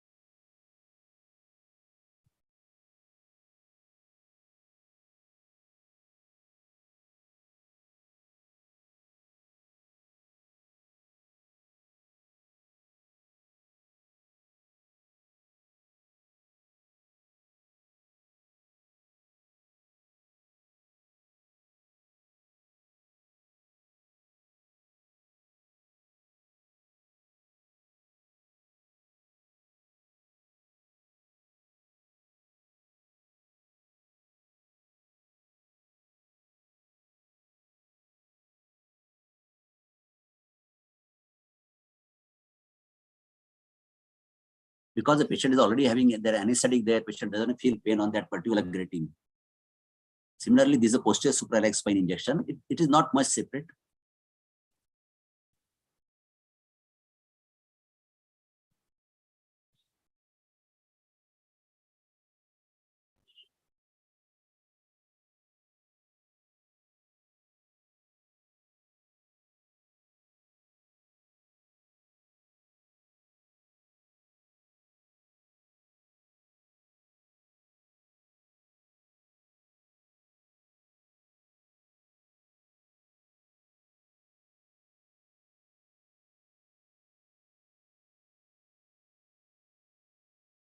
Generally, in the anxious patient, I first give the injection at different places and then I start needling because then the pain goes down. Same as in the scapula. Now, the next injection in orthopedic surgeons are generally scared of giving the epidural injections, but then it is very easy. Okay, I'll just go for the slide again. That I give in all the PIDs and the spinal canal stenosis only without neurodeficit. I use the lumbar interspinous route. I do in the sitting position because it is very easy to open joint. Patient is also very comfortable, and we have to see that whether the patient is on any blood thinners or not. Then just like any epidural injection, any surgical procedure, we wait for 4 to 5 days and stop that blood thinner because at all any epidural vein gets punctured, very difficult to control the bleeding. And mind well, this takes maximum 3 to 4 minutes. Sometimes it is in 1 or 2 minutes also. And it's a daycare procedure. We discharge patient immediately after 3 to 4 hours because there is a transient, sometimes the precession in the lower limbs. And very rarely one has to watch for the vasovagal because that is not directly related to the drug, but it can be related to the vasovagal. That is a psychological, even for initial anesthesia, patient gets that vasovagal shock. One has to be careful about that. And as I told you that transient hypoxia can be there. And if at all one gets a dural puncture, which is very rare, hardly 1 in 200 or 300 cases, then you abandon the procedure. Now, this is a video of the epidural injection.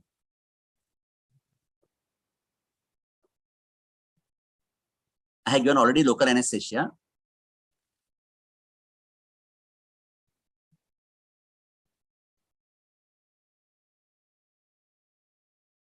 Now, this is a loss of resistance method. You go little bit 2 or 3 millimeters inside, then again use that method. And lately, what I feel, I get the feeling. I go on, I go inside till I get that giveaway sensation. But initial phases, one has to check every time after 2 or 3 millimeter putting inside. So just to avoid the dural puncture.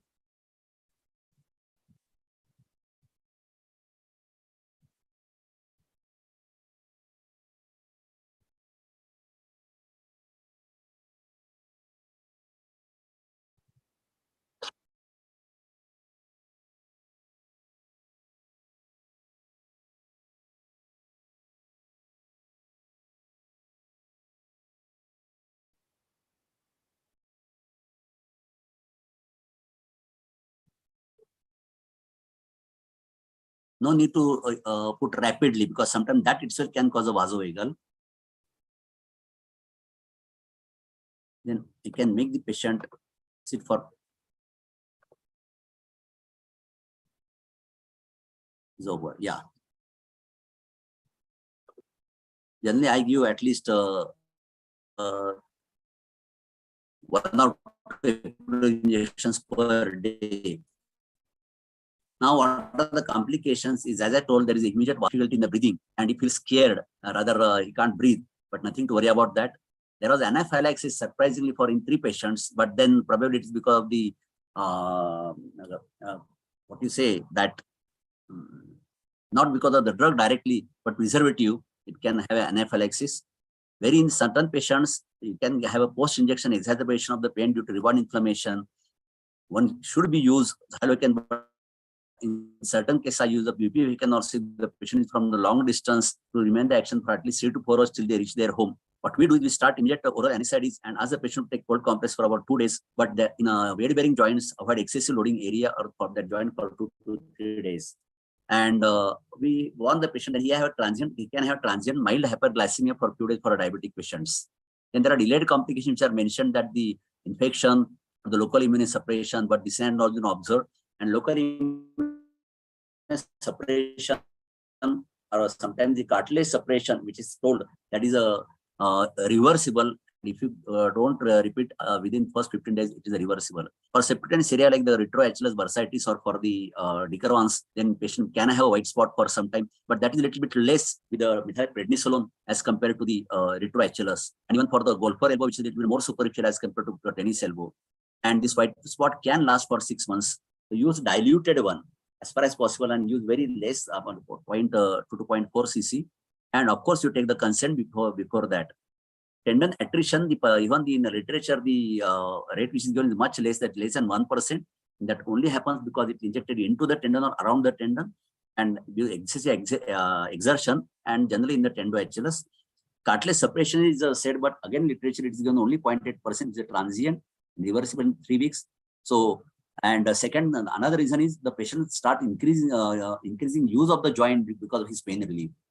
What are the advantage? These OPD procedures, we can avoid surgery or the postpone surgery in more than 90% patients. And even if we plan the surgery, we can buy the time for the patient surgery, and it can be repeated many times. There is no limit for that. But the interval should be 2 to 3 weeks and is highly cost effective. And here you get the confidence of the patient. The doctor has tried everything best possible before surgery. And even if he doesn't get the relief because of the patient is ready for the surgery, this can help to improve the image of the doctor also, that he's not a knife crazy. As I told you, there are limitations that accuracy during injection is essential for the doctor. So over a period of time, once you get a practice, it helps a lot into that. And inform that this is a relief for the limited duration. And further, one has to start the multimodal therapy, the positive efforts needed by the patient to prevent the recurrence, that you use a joint judiciously in old patients, and the spine also, they should take proper care of that. Now, in my more than 37 years of the private practice, I use more than injections in more than 3 lakh patients. Out of them, 2 lakhs for the degenerative or the chronic problems. And 95%, there are more than 1,80,000 injections. That means I give at least 15 injections, rather I give at least 15 injections per day as far as local injections are concerned. And there are 90% patients satisfied one. Unfortunately, I got now undesired publicity that I'm an injection doctor. So even with the highly advanced arthritis patient, they come to me for the injection. I tell them that you are a now TKR patient, but still I'll give injection as long as you're not mentally ready for any replacement. Because I'm a general surgeon doing everything right from the spine, arthroplasty, arthroscopy, and Elizarov. As I told you, effective counseling is required for that. Explain in detail and consequences of degenerative process, that is a gradually progressively increasing condition. What we are doing is just a postponing one. And in the Vat Prakriti patient, the heating 2 days later, for 2 days we give the cold compress during the rebound inflammation, but after that heating helps a lot for all the rheumatoid patient as well as the degenerative patient, especially when there is a change in the season like the rainy season or the cold season. And especially for the back as well as for the knees and ankles, the regular and proper relaxing exercises. There are 2 types of basic exercises. One is loading one and the second is relaxing one. There is a relaxing exercise, not a stretching one. The relaxing exercises are important. Then for a psychosomatic component, the meditation does help a lot. I got my own methods of meditation as well as my own exercises are there. And back care, as I told you, stress the importance of back care. Tell them that now your tire and tube is worn out. I have just put the patch on the puncture. but your tube is a old one. You have to take proper care of your tire, use a proper your car properly. Don't go on the bad roads and don't overload also. Then you can have more degeneration. And one can repeat injection if for any recurrence, and but not before 3 weeks. Now there is a lot of review of the few papers that intra-articular corticosteroids having large magnitude, and they say that analgesic has to be there combined with intra-articular corticosteroids, because it then acts like just I give the example of the diabetes. Because your blood sugar has gone more than 300 or 400, we are using insulin first, and when the sugar is controlled, then you have to maintain with the medications. Then it definitely has got a superiority over the PRP as well as botulinum toxin. There is a paper, because the evidence is rather inconsistent, and they don't recommend use of PRP or BTA. And for musculoskeletal, they say it's a patient outcome. But this is the adjuvant therapy. That's what I always say. You require further more other therapies, multimodal therapy like the heating, analgesics, back care, and exercise. Or the care of the joint and the exercises. And for rheumatoid also, one has to take proper care during the change of the season. And for psychosomatic patient, the meditation. Then, as they say that this paper tells that this is a new intra-articular treatment option for NEOA, and there is a benefit. There is a far more benefit than the PRP or BMAC or the hyaluronic acid. But it must be carefully weighed against the cost and potential risk. And they new treatment like PRP or BMAC or HA might not be appropriate for every patient. Then this is a position statement of the Arthroscopy Association of Canada that intra-articular injections provide short-term moderate pain relief, and they recommend it as a good A1, while for PRP they are saying it is a grade C, and for MSC or the BMAC they say it is insufficient. An epidural injection for lumbar articular, this paper, they say it's a significantly effective result for the patient, and it does have postponed the surgery, especially in spinal canal stenosis patients, for more than 10 to 15 years. So here another paper which tells do corticosteroids have a place in the treatment of chronic pain? They say it's a part of the multimodal pain management, and the steroids still have a prominent place, but the local steroids, not the general steroids. Now the take-home message is surgery is an option which can be used anytime, but it should be the last option. Patient should buy surgery, and we should not sell it. Patient should say now all the conservative management has been given, and now kindly I am ready for other surgery. Intra-articular or the local injections help a lot to avoid in many patients and to postpone the surgery. But there has to be adjuvant multimodal therapy which has to follow over that. So in this multimodal therapy, we go for the nature. So don't try to go above or win over the nature, and be with the nature and help the natural processes. Thank you very much. So this is the one advice which is given by Dr. Lord is be godly, but don't try to be God. Be with the nature. Thank you.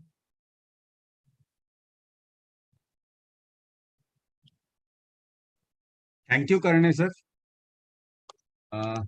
So, do you ever get any anaphylactic reaction when you use this local anesthetics along with the steroids?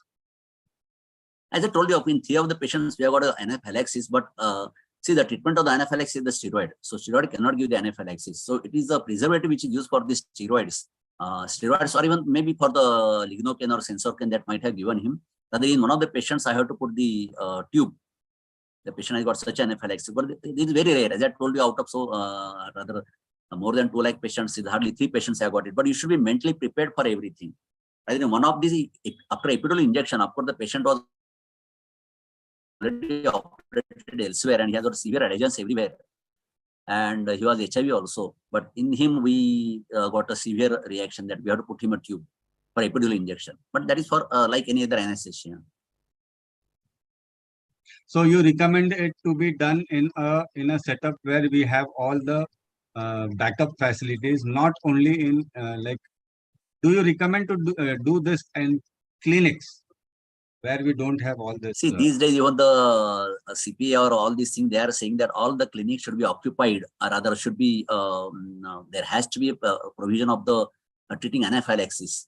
But even if you give the simple analgesic injection, I have seen the anaphylaxis for the, even for the diclofenac, we have seen the death as well as we have to put a tube for the diclofenac injection. So if you are giving any kind of injection in the OPD, rather it will come in future, whatever coming in that law, I forgot the name of that law, but it's coming here.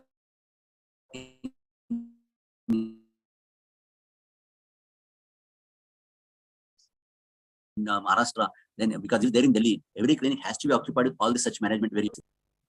And that doesn't require much. In the OPD setup also, you can have a tube. What is required? A simple ambulance bag and the tube. Nothing else is required, and the laryngoscope and all the emergency injections. Yes, Sir. Prakash. Number one, there is no anaphylaxis in either steroid or xylocaine. We have to write it on a stone. It is a preservative of xylocaine that causes anaphylactic shock in less than 1% of the patients.